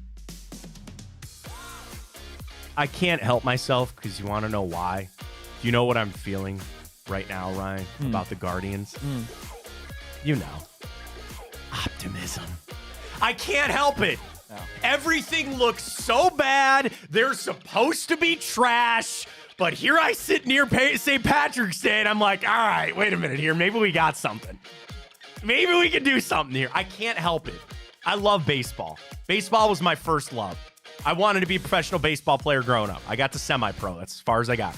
I love baseball. I love the Guardians. And I cannot help myself that I just start to feel it this time of the year. At the very worst, I'm excited to eventually get back there with my wife and my kids, and I got a big 16-ounce summer shandy sitting next to me, and it's 85 degrees sitting there watching some ball. That's all I ask for.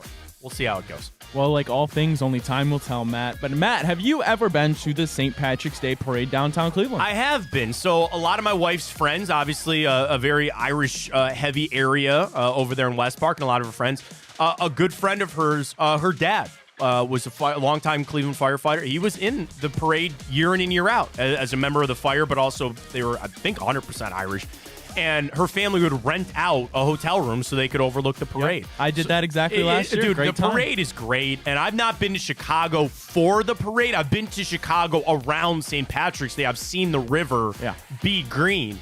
But Cleveland, dude, St. Patrick's Day is right. I would put our St. Patrick's Day up against anybody. Yeah. Really. Because I think, again, relative of size, we do it right. It's big. It's exciting. It's a lot of fun.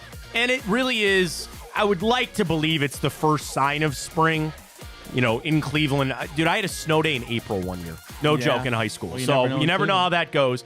But St. Patrick's Day is awesome. I'm excited for the parade. You said you had some details on the parade? Just a fun tidbit. Not fun, but a tidbit for anybody that's going. Well, they know that the parade usually kicks off at 1:04 p.m. However, this year, due to it being on a Sunday, they're kicking it off at 2:04 p.m. an hour later. Something to know. Some extra few beverages. Be safe, folks. Uber, Lyft. Be safe. Here's how St. Patrick's Day works. There are 4 waves of people. Number 1, your 5 a.m. kegs and eggs kind of guys and ladies. And we used to do that. My other stop, Bro, we were at West Park Station and PJ McIntyre's at 7 a.m. Yeah, doing that's how it shows, goes, man. and people are there. So you got your keg and eggers at 5. Then you have your wave of the, 10, 11. They get a little bit of a later start.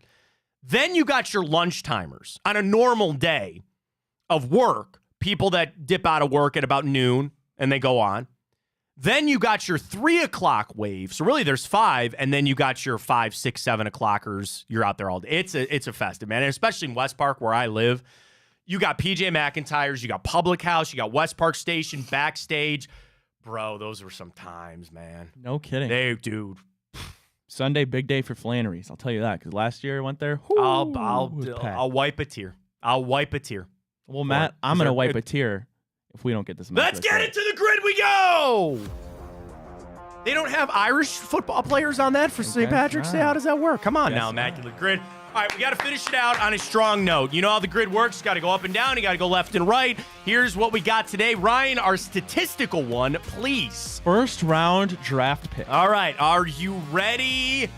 Go! 9 minutes. All right, do you want to crank out the first round draft pick? Mac Jones. Yep.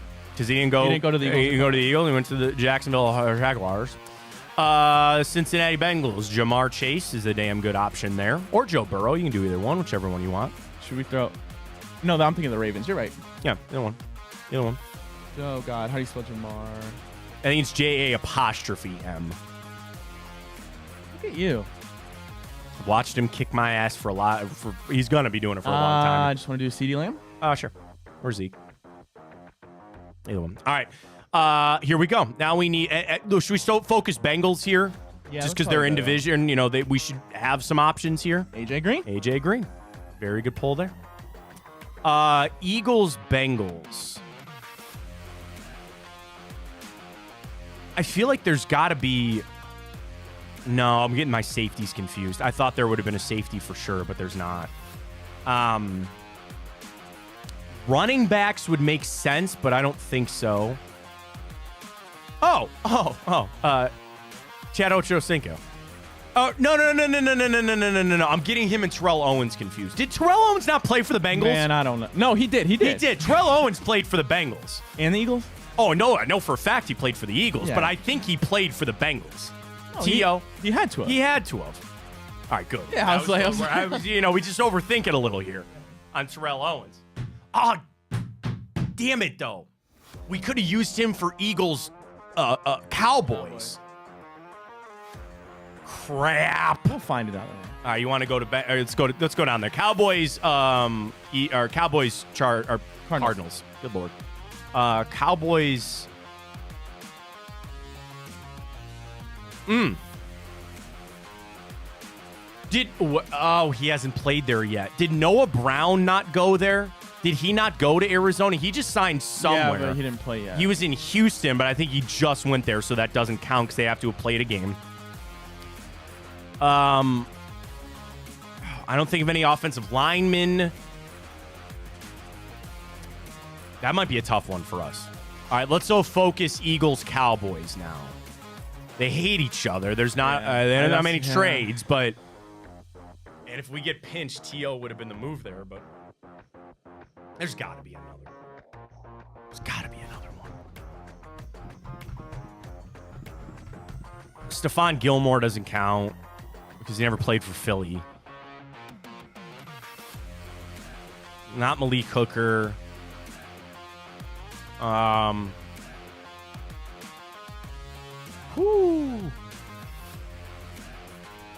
Receivers.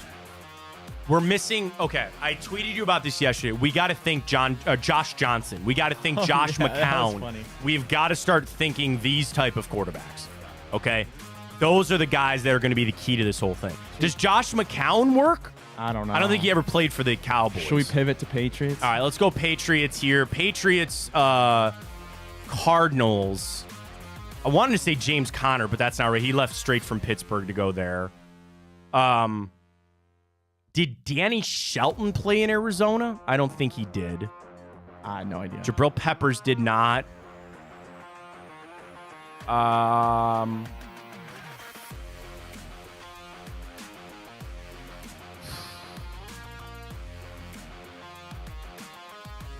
Man, this one's tough. I know.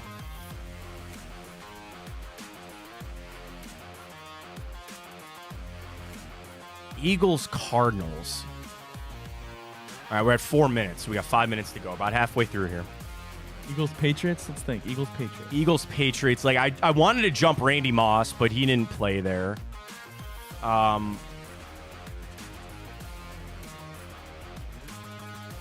Did Deshaun Jackson play for the Cowboys or Patriots? He played for the Cowboys. Or no. I don't think he did. Did he? I mean, I don't know. I'm getting him and Brandon Cooks confused. Deshaun Jackson's a great pull for the Eagles. I don't think he ever played for the Patriots, though. I don't think so. Danny Amendola for the Patriots, but Cardinals, Eagles? I don't think so. Wes Welker? No. LeGarrette Blount? Oh, I think he works Patriots, Eagles. LeGarrette Blount does. Yep. Patriots, Eagles. LeGarrette Blount. I feel pretty confident on that. All right, good. All right, okay, so we're good on that. Eagles, Cardinal, or I'm sorry. Anquan Bolden never played for the Patriots. Yes, he did. He played for Yes, he did. Did he? Yeah, I think he did. I know he played for the Cardinals. I think he did. Should we try it? I'd rip Anquan Bolden. I like that. Unless it's Brandon Bolden who I'm thinking of. I think it might be Anquan Bolden. No! It was Brandon Bolden, wasn't it? Should we try Brandon Bolden? I don't know. Oh, well, I don't know if he played for the Cardinals. Arizona. Yeah. All right, let's get 8 out of 9. Yeah, we're gonna have to here now. Cardinals are our sticky one on this, man. Cardinals. Man, that's a tough one. Josh Rosen, he bounced around. Yeah, but I don't think he went to either one of those other teams. Right?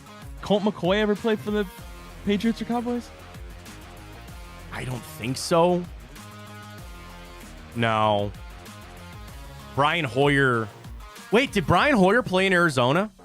I know he played for the Patriots. I'm getting him and Colt McCoy confused, man. I know Andy Dalton played for the Cowboys. I don't think he's played in Arizona. Did he not? No. Man, we are so screwed up now. Damn it. There's been some Arizona running backs. Oh, I'm just so stuck on James Conner. But, who's the guy that came here? It was on the practice squad. He ran for all those yards against us that one year. Oh, Kenyon Drake. I don't think he's been on the Patriots or Cowboys. I don't know. I think he was on the Patriots. I don't think so. I'm just going to Google that. I mean, we can rip it. Kenyon Drake. Andy Isabella? Did he play for the... Who did he get traded to? Yeah, he didn't play for the Patriots. Andy Isabella. Who did he get traded to? I don't remember. We try Josh Johnson for Cardinals Patriots? You can. I guess if we're just out of luck, we just go with Josh Johnson. I don't think there's anything wrong with that. No. Not a good day. You could try McCown, Eagles, Cowboys if you want. I don't think so, though. I really don't. For Eagles, Cowboys? I don't think so. Yeah, I don't either. I don't think so. It's already kind of cooked. Bad day on the grid. All right. What should we look at? I want to go Patriots, Cardinals. Chandler Jones. Oh, my God. Brian Hoyer.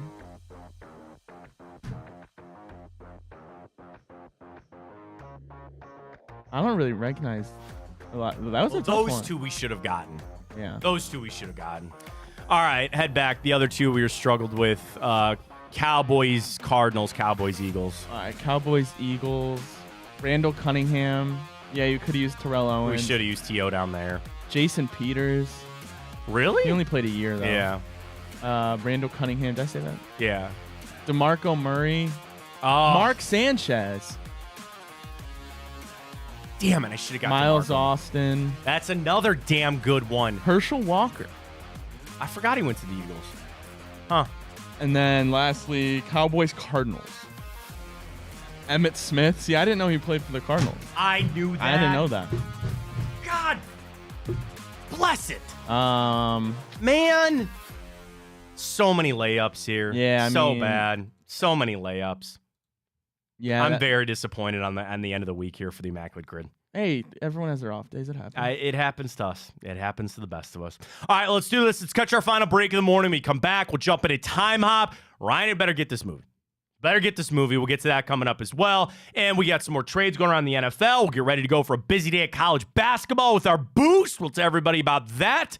And we'll wrap up your Friday with our bracket. Coming your way next. Well, how do they know I'm doing this? Did somebody leak this out? It's social media. Oh. It's just that's the way social media works now. I thought maybe you were just running that yap.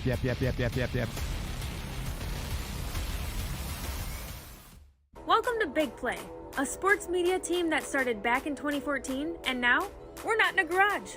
Look at us, incorporating some of Cleveland's favorite sports personalities, bringing you fun and compelling content from downtown Cleveland. Coming to you live from the shores of Lake Erie and Burke Lakefront Airport, join Team Big Play for all the best sports talk in Ohio. Check us out on social media at Big Play, bringing you fun and compelling content from downtown Cleveland. Anthony Schlegel, just how physical he was. You saw the girth and the power and everything he was bringing to the table, especially when he was a nice beefy 255 playing middle linebacker. We were called soft last year. You don't want to be soft, especially when you come to the playoffs. So that's going to be a process throughout this season of establishing us as a harder team here in the How does an Ohioan build the perfect parlay? Who's got something? Big guys looking for long odds. The kids in Columbus are covering better than anyone. And at even odds. If it's even, I'm leaving. Listen, our championship DVD starts today. All right? Dude, I just got an invite to a Cincy playoff watch party. Shut up. Cincy, State, Cleveland, the perfect parlay. I'm a genius. For the best odds on Ohio sports, bet with your cojones. It is Spanish, dummy. Bet with Typical Sportsbook. I don't buy into this nonsense, this conspiracy nonsense that he's got his money and he's dogging it. That's ridiculous.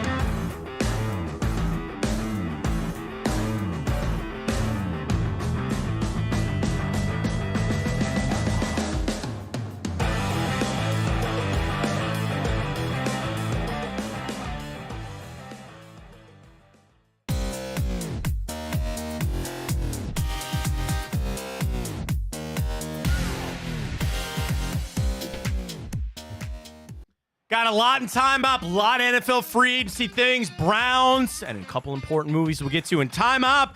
Welcome back. 15th of March is the date. What happened in history? Let me tell you, including 1 year ago today, the Browns signed Juan Thornhill to a 3-year deal. 1 year in, injuries, but I think you're pretty good in your starting safeties there with Grant Delpit and Juan Thornhill, so there you are. Also, 1 year ago today, Aaron Rodgers announces he's going to the Jets and also dropped the infamous nice try, lose my number to Adam Schefter when he was trying to confirm that. I think that was all on the McAfee show. Take that for what it is. This is also, by the way, what a mistake. And I'm not even talking about political stuff with Aaron Rodgers. They're not winning anything with Aaron Rodgers. And if anything, they're just kicking the can down the road. They've got no other quarterback. And if anything, they better go find a quarterback. They should be ones trading for Justin Fields. They better bring somebody in. Rodgers got 2 years left, max. You better have a backup. See Zach Wilson, they like found out on a real estate site he already posted his house for sale. Like, yeah, get him out of there. Get him out of there. We'll see him playing in the UFL next year. They went all in for Aaron Rodgers. You busted a year already, and I don't think they're doing anything this year. They'll make the playoffs, sure. Do you really think they're going to win a Super Bowl? I guess we got to see how it plays out. This is more my speed here, Ryan. 1 year ago today, James Gunn announced that he will be directing the new Superman. I heard they're shooting in Cleveland. They are. They're going to be up here, the birthplace of Superman here in Cleveland. Good things. Batman's already delayed. We're going to have to wait years for all these movies to get made, but it'll be nice once it comes out. 2 years ago today, all the Deshaun Watson drama. First report that Andrew Berry had promised to work with Baker Mayfield to send him to a place of his choosing. The reports were he wanted to go to Indianapolis. They ended up sending him to Carolina. We got to remember Baker for this. Carolina, the Rams, Browns, and Buccaneers. He fits for all of them. Yeah, that draft day trade I mentioned to you about the Texans and Vikings. That first round of the Texans sent is the last one that they received from the Browns. Oh, well, there you go. Then also this day, 2022, a report from Kimberly Martin, do not sleep on the Browns with Deshaun Watson, because the report this day 2 years ago, the Falcons had entered the fray as a sleeper. And I dare say at one point Ryan was the favorite. Yeah, I thought for sure. It was us, the Falcons, the Saints, and what other team was it? Yeah, Saints were in that mix for sure. Those are the three I remember. Was it Carolina? I feel like there was one other team in the mix there. But it really was those three, and it really came down to he was picking the Falcons to go back to Atlanta, and the Browns came swooping in with the money, and he took it. Whatever, we'll see how it goes. J.C. Tretter released by the Browns this day, 2022. Good player, NFLPA president for a long time. He's really a good dude. Also, 2 years ago today, Shane Bieber said he'd be open to a contract extension with the Guardians. I continue to say I thought there was a world that they'd get it done with him. I really did. His value is not going to be the same. Sign him to a modest extension and keep him here. You got a couple more months of him. I know. Well, I mean, that's the thing. Now, what do you see? What do you do? How does it play out? His velocity's up. Best case scenario is he goes out and he's just untouchable for the first couple months of the season. Because, again, it's either going to be you're winning or you're up in those trade values with him and you can go get some. We all love prospects around here, Ryan. We all love prospects. Get a guy who, the Dylan Cease trade, right? The one that just happened with the White Sox. And I saw, again, I will defer to some of the people I follow on Twitter, like Justin Leda and his crew. They do a great job with prospects. Follow Justin on Twitter. He's really good. Really good. Not just the major league roster, but the prospect side of things. And, bro, like, I know Dylan Cease is good. What did they got back? They got, like, the 7th best prospect from the Padres and the 9th best prospect for the Padres in that deal. Like, what? Is that what the deals we're making here? I guess that, those are the moves. That's how you got Mike Clevenger, okay? That's how you got Kyle Manzardo. That's how you got some guys that weren't anything that became something. So I'm just going to have to trust Chernoff and Antonetti with these deals whenever it happens with Shane Bieber. This day, 2018, one of my favorite events to ever come to Cleveland, the NCAA Wrestling Championships held over there at Rocky Mortgage Field. I believe Kyle Snyder was a national champ that year. I remember watching him wrestle. He had to have been. He only lost one. Big wrestling fan. March Madness around the corner. It's not, I don't think it's this weekend. I think it's next weekend. The seedings came out. Did you check the brackets out?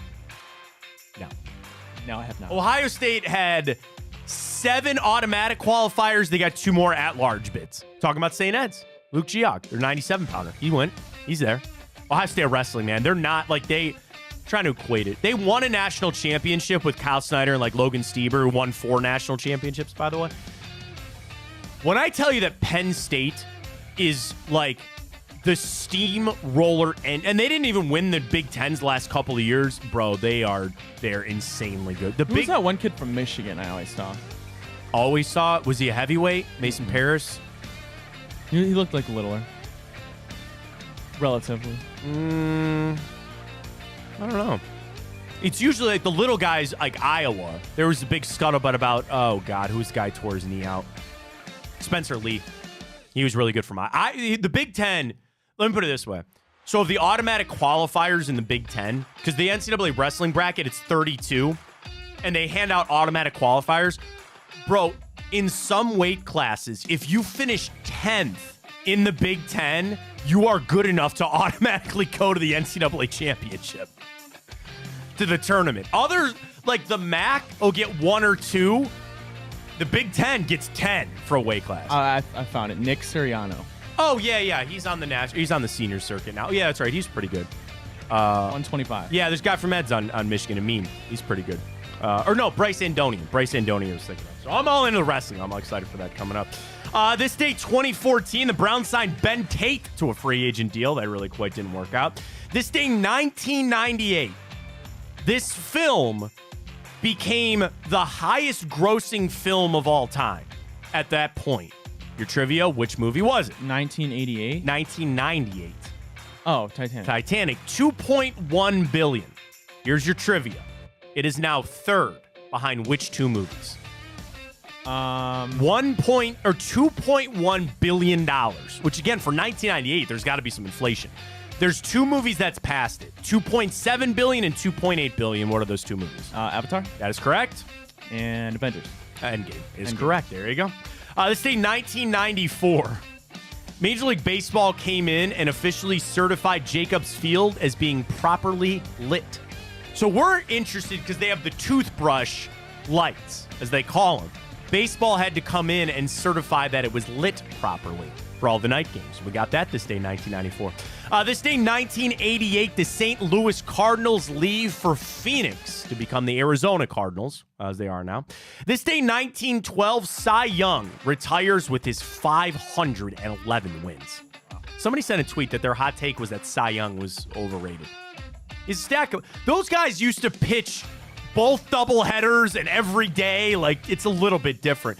I saw this the other day because with Garrett Cole going down with the injury, you want to hear a sobering statistic about baseball of where we're at today, Ryan? It's not even that Garrett Cole now probably lost out on getting to 200 wins. It's that there is nobody in baseball right now even on pace to get close to 200 wins. Wow. There used to be 300, right? Clemens and Maddox, and that used to be the figure for all-star type, Hall of Fame pitchers. With Garrett Cole getting injured, it's not that he's out of the realm. He can do it. And Justin Verlander, think about Verlander. Bro, he still needs 43 wins to get to 300. That's crazy. He ain't getting there, I don't think. No. And that there is nobody on pace. The stat was this. He had 511 wins? Cy Young? Cy Young did, yeah. Jeez. 511. The stat was, of the list that I saw of active pitchers, there was only one under the age of 30. And I think it was Jose Barrios. And he only has 83 wins. You know who's on that list? Carlos Carrasco. I think he's top 15 of active wins there. Think about that. You probably will not see another 200-game winner, at least in this stretch of baseball.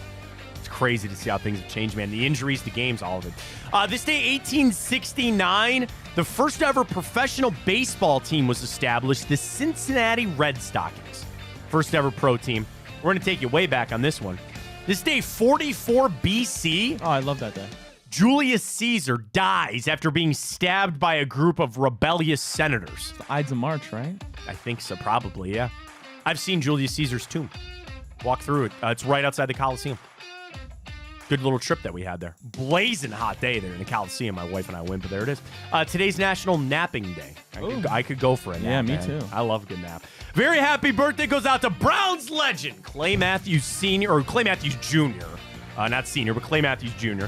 Stump Mitchell, Mike Tomlin, Andrew Jackson, former president, Ruth Bader Ginsburg, Sylvester Stallone, Bret Michaels, Will.i.am, Mark Hoppus, Dee Snider, and Mark McGrath. Talk about that musical layout right there. Woo. Bret Michaels, Will.i.am, Mark Hoppus of Blink-182, Dee Snider of Twisted Sister, and Mark McGrath, of course, of Sugar Ray fame. Now he's on TV shows, on Sirius XM. I hear him all the time. He's great. All right, 3 movies for you. Or actually, I'm sorry, 2 movies and a television show for you today. Let's do it. The first one, your hint is on my way. On my way. On the way. Did we we just talk about this? We just did it, yeah. Like a couple days ago? Yeah. Oh, what was it? Oh, my God. Ryan. On my way. Come on. I told you I loved the song from this movie. I know. I remember. I know. We had this talking about conversation because I said it premiered in L.A. this day. This is the day it actually hit theaters. Oh my God, what was it? I will not move this show on until you get it. I'll sit here and drink my coffee. It's animated, right? Yeah. Oh my God, what was it? Remember, you didn't get the hint that I gave you I because know. you said it threw you off? Do you want the hint that I gave you a couple It was days something ago? about friends, right? Like he had. Yeah, 3 unlikely friends help a kid get back to his family. Dude, I'm like blanking. I can't remember what it was. There was another part because there's another sub character that you're like, oh yeah, that guy. Folks, if you didn't know that we just did this movie like 3 days ago. And I told Ryan to keep it in the back of his mind because it would come up again. It came up today. 2002. I didn't give you the year. 2002. I don't know if that helps or hurts you right now. You are struggling. I'm away. I'm away. Oh my God, we just talked about I know.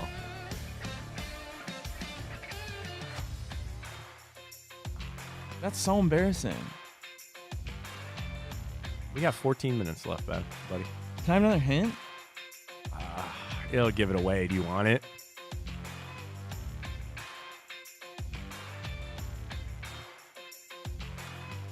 I might need it. Ray Romano.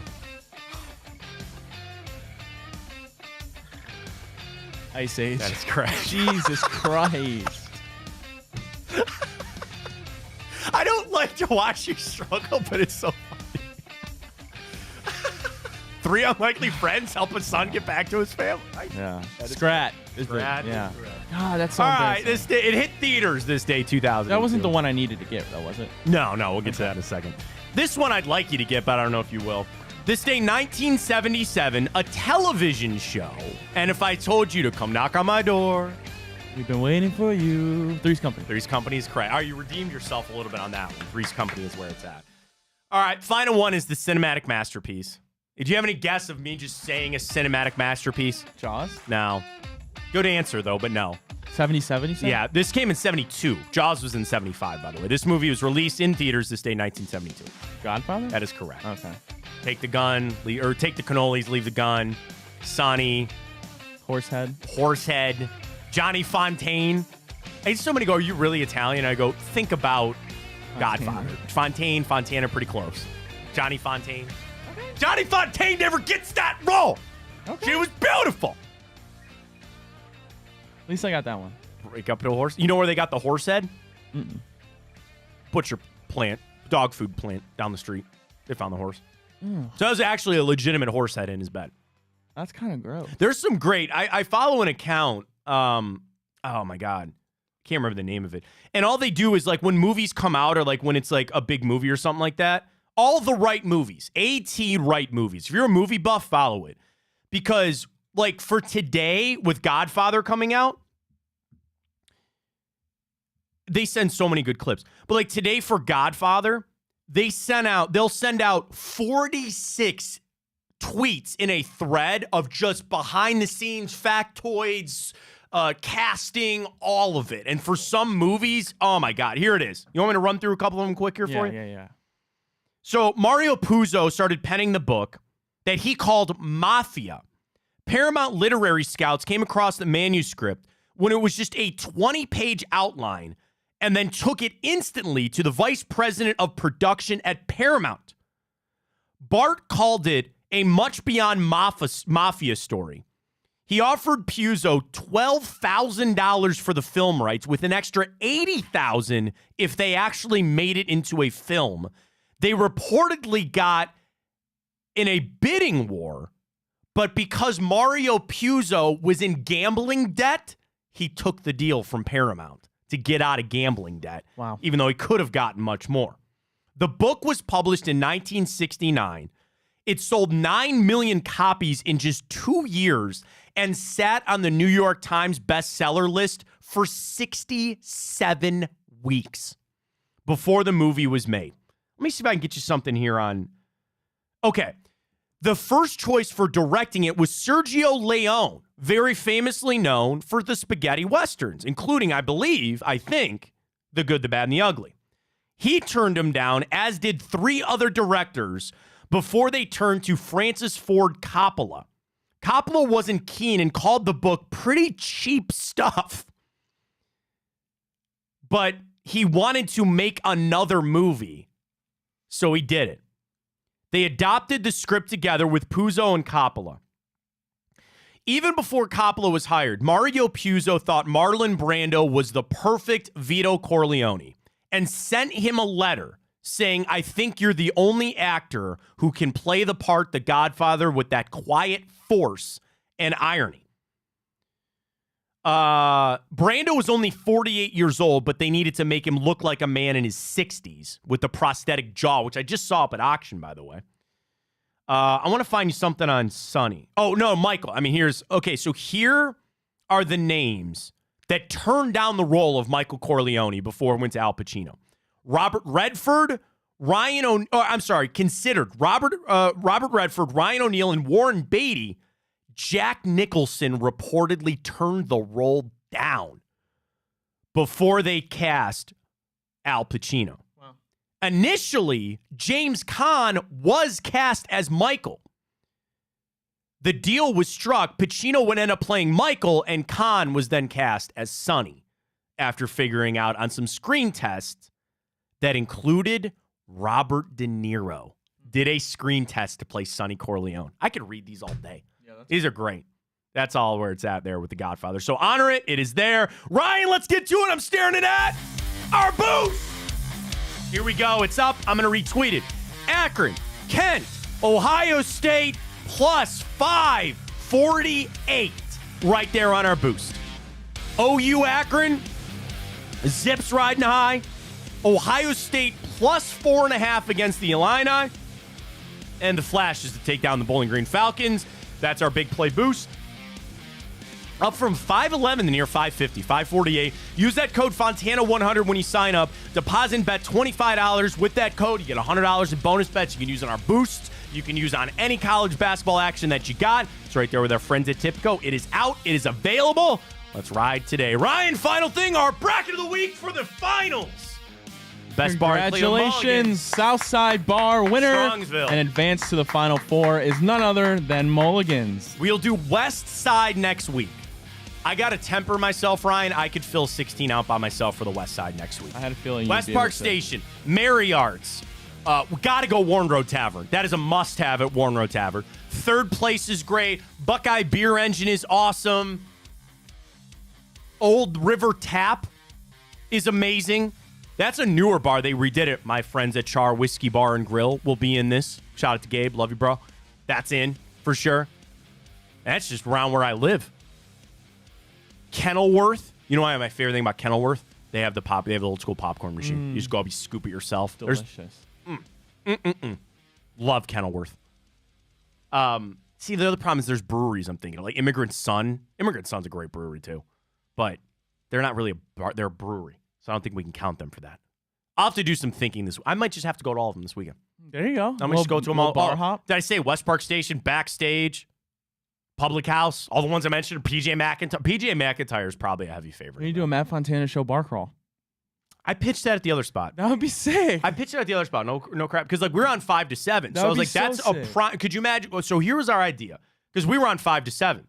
And I said, we'll go with the people. We had equipment that we could pick up and move. So I said, and we were in business with some of the distributors. It was all but going to happen. And people will do that this weekend on Saturday. They do their own bar crawl. They'll go from, like, the street shuts down. Well, I don't know if it will, but it should. You ever been to the Hooli? The Hooli is a summer version of St. Patrick's Day. They shut down Lorraine Avenue right there. Okay. And you just, again, Public House, West Park Station, Backstage, PJ McIntyre's. Oh my God. What's the one across the street?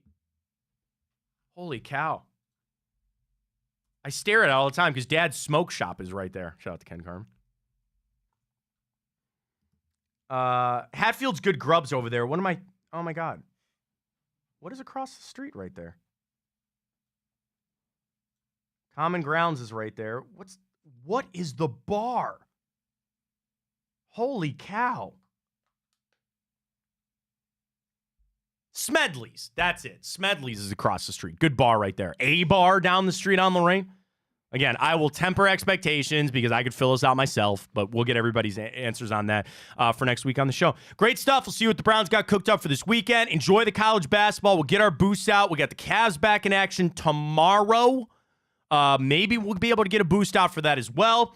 And I'll be on ESPN Sunday night. I'm on 9 to 1 Sunday night, so I'll talk to everybody in the national scene. And then until a different 9 o'clock Monday morning, we'll talk to you then. Have a safe, please, Uber. Do what you need to do to stay safe. St. Patrick's Day on Sunday. Enjoy the freaking hell out of it. Stay safe, and we'll talk to you on Monday. For Ryan Tyler, I am Matt Fontana. As always, take it easy.